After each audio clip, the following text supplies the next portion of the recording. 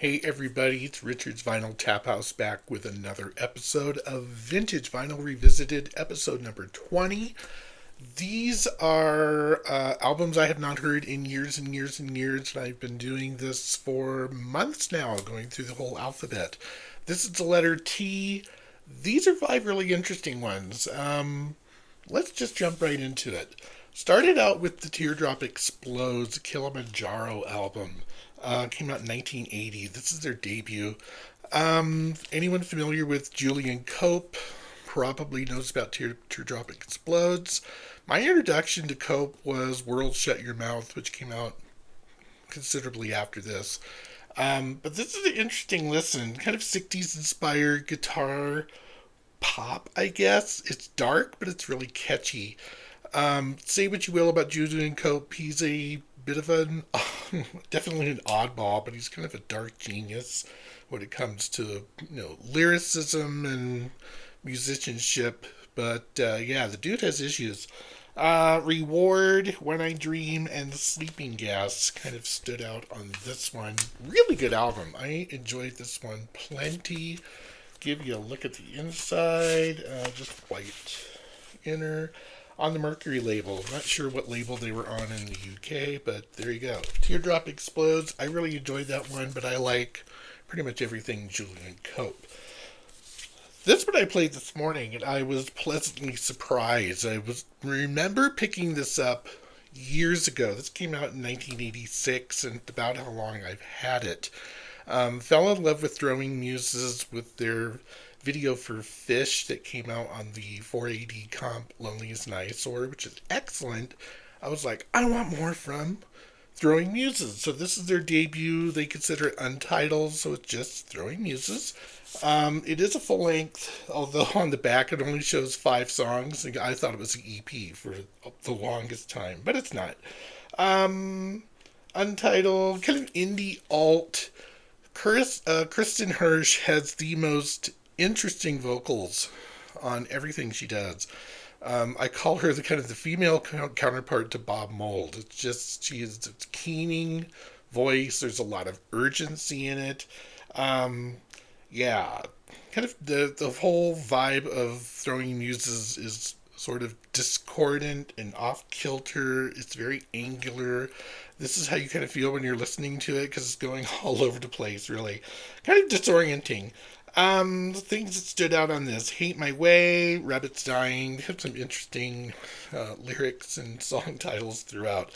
Excellent and very powerful debut from Throwing Muses. They were on 4AD. Fantastic label. I think they moved to Sire later on.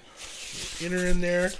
Great album from Throwing Muses. This one surprised me how much I really was glad to come back into this one. This next one was kind of a live wire for me. The Infected. My introduction to the I think was Mind Bomb. Absolutely loved that one. This is quirky as that cover. Look at that cover art. Jeezo. The arty, political, kind of post-punk. This came out in 1986, their second album. Heartland stood out on here. The Infected, of course. This is a mystery because it doesn't really follow traditional song structure of verse, chorus, verse type thing. It's very linear. It's very, disorienting, and there's so much tension throughout. You're just kind of holding on for dear life, figure what is going on this.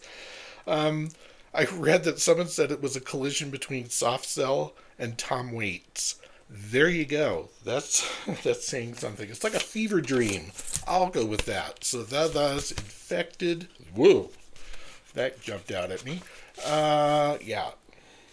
They were on Epic, I think, in the States. Not sure what label they were on internationally. Very strange album. That would be one I would have to go back to many times to figure out what's going on. A couple more. How about some Toto? This is their kind of understated cult favorite album. Toto just kind of went to their label and said, we want to do this and make it just kind of like epic-y, out there album. succeeded. This did not do well.